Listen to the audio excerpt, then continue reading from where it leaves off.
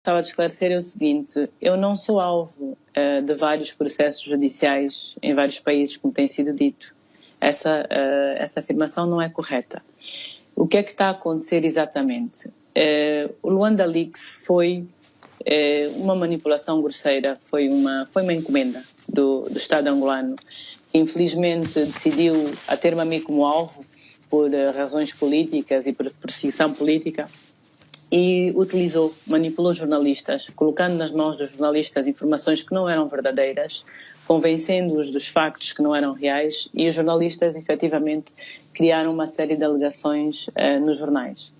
Ora, quando existem alegações nos jornais, é normal que as autoridades dos países em que essas alegações são feitas abram investigações ou inquéritos. Então, neste momento, não há processos judiciais. O que há é inquéritos.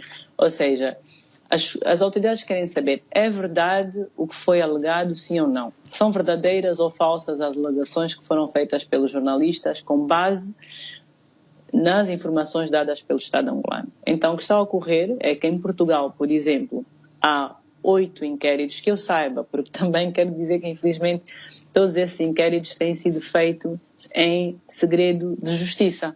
O que é que isso quer dizer? Quer dizer que eu, Engenheiro Isabel dos Santos, não tenho acesso a esses dossiês. Eu não sei o que é que se trata, eu não sei o que é que está lá dentro, não sei o que é o inquérito. Mas eu ouço muito pelos jornais, porque tem havido muitas leaks, né? Tem havido muitas informações que acontecem nos jornais. Então há 8 inquéritos que foram abertos em função das alegações que houve na imprensa. Mas não são processos judiciais, porque depois da fase do inquérito, as autoridades têm que decidir se sim ou não há uma acusação. E se houver alguma acusação, aí sim é a abertura de um processo judicial. Isso em relação ao que se passa em Portugal. Desculpas, diz que o Luanda Leaks é encomenda do Estado angolano. Há provas concretas?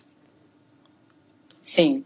Eu, depois do Luanda Leaks ter acontecido, realmente fiquei muito espantada.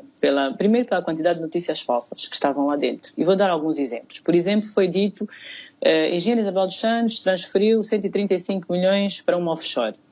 Ora, eu nunca transferi 135 milhões para offshore nenhuma, e eu tinha que perceber de onde é que vinha essa informação. E percebi que eram informações falsas que estavam a ser circuladas pela PGR e pelo Estado angolano, que diziam que eu não tinha pago os consultores como a Boston Consulting Group, a McKinsey, a PwC, que estavam a trabalhar na Sonangol durante o período de reestruturação da Sonangol, que eu não tinha pago, que eu havia desviado esse dinheiro. Ora, essa informação é falsa. Tanto mais é falsa que mais tarde todos esses consultores confirmaram que receberam o dinheiro, as provas foram dadas durante o inquérito e o juiz, já há mais de um ano, durante a fase de inquérito ainda, ou seja, nem sequer transitou para algum tipo de acusação, decidiu que sim, os consultores foram pagos, os serviços foram prestados. E essas empresas continuam a trabalhar em Angola. A Boston Consulting Group, a McKinsey, a VDA, todas continuam a trabalhar com Angola e com o Estado angolano até hoje. Ou seja, se elas tivessem feito alguma coisa de errado, com certeza que também teriam consequências. Então, este tipo de notícias falsas que surgiram no Luanda Leaks e que foram dadas pela PGR e pelo Estado angolano, no fundo, usaram os jornalistas, usaram um grupo de jornalistas e causaram estas alegações. Então, o que há hoje são inquéritos, não são processos judiciais. Diz que não tem acesso a estes inquéritos. A que se deve? Por que é que não tem acesso a estes inquéritos? Pois, é uma excelente pergunta. Estranhamente, o que me tem sido dito é segredo de justiça. Ora, nós estamos há mais de 2 anos, não é? Portanto, acho que o Luanda Leaks foi em janeiro de 2020. E eu sempre pensei que quando estas falsas notícias aconteceram, por exemplo, houve outra falsa notícia que dizia que havia 500 famílias que tinham sido retiradas de um terreno, mas depois veio-se a provar que o projeto da Marginal de Luanda era um projeto no mar. Portanto, era um projeto em que seria terra ganha ao mar, e no mar não vive gente. E a área que alegava-se que as famílias tinham sido tiradas, efetivamente, nem é uma área onde a estrada ia passar. Então, eu sempre tive a esperança de poder um dia vir a esclarecer, mas o que eu tenho visto é que, de forma propositada, tem-me sido impedido vir e falar destes factos. Por isso é que eu digo que eu gostava de esclarecer as verdades. Eu quero que as pessoas saibam que isto é uma encomenda, não é? Que isto é uma cabala. Já apresentou-se às autoridades judiciais angolanas, falando nisso? Olha, eu sempre estive disponível para falar com as autoridades. Os meus advogados constantemente ligam para a PGR. Nós temos mandado cartas para o tribunal, tenho pedido para ser notificada. Eu não fui notificada sequer por exemplo, nos processos civis, não é? Agora, há bocado falei das questões da investigação, que são investigações sobre as alegações. Mas eu não sei se a Mona se lembra, e desculpe, não sei se posso chamar de Mona. Sim, claro. É que em dezembro de 2019 foi emitido um arresto, que é um arresto civil, que é uma espécie de uma medida cautelar, ou seja, para prevenir que algo aconteça, nós vamos arrestar o património da pessoa porque supostamente há uma dívida. Ok. Pronto, então isto é uma medida preventiva, não é neste caso, que é um caso civil, em que o Estado alegou a existência de uma dívida. Eu também tentei apresentar a minha defesa. No entanto, acredito que já passaram mais de 2 anos e não fui notificada, nem eu nem os meus advogados, das ações civis que correm.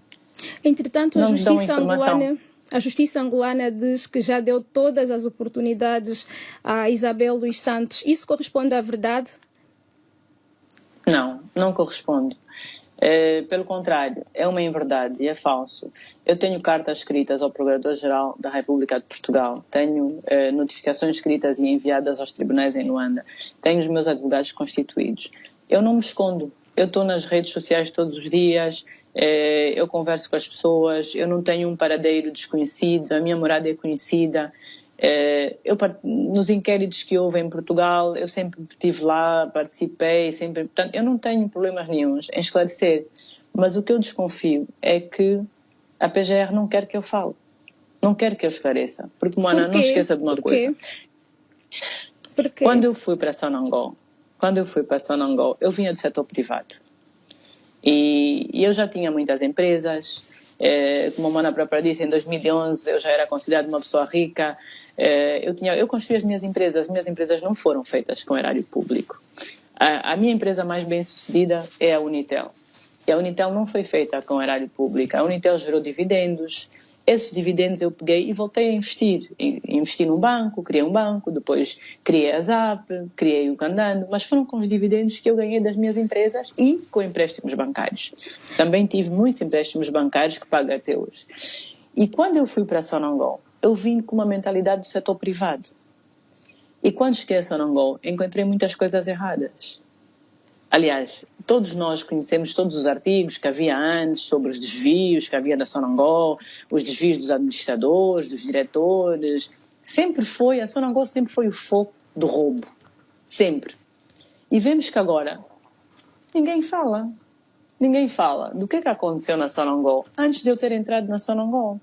Diz-se... O que foram aqueles prédios que foram construídos, os condomínios, o HCTA, os aviões da Sonangol, estes negócios todos, ninguém fala. Ou seja, está a insinuar que existem outras entidades envolvidas nesses desvios da Sonangol?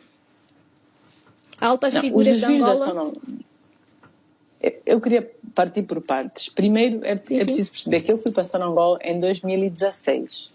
E eu estive na Sonangol 18 meses. E por que eu vou para a Sonangol? Porque a Sonangol está falida. Quando eu entrei na Sonangol, o barril de petróleo estava a $29. Hoje está quase 100. A Sonangol estava mal, não tinha dinheiro, estava quase falida. E eu vou para a Sonangol num momento difícil.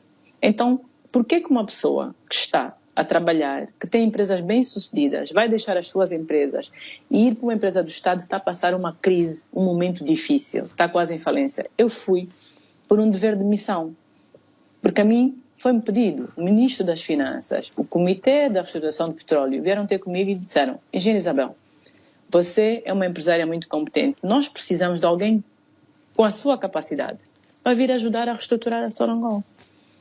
Eu aceitei o desafio. Ora, quando eu cheguei a Sonangol, encontrei muitos problemas, cortei muitos contratos, acabei com muitas práticas que eram más práticas e ganhei muitos inimigos, não tenho dúvidas disso. Usou cargo ou informações privilegiadas da Sonangol para benefício próprio, para os negócios próprios? Alguma vez disse muito? Não, nunca fiz isso. Eu, tipo, a primeira é preciso entender que eu estive na Sonangol desde junho de 2016 a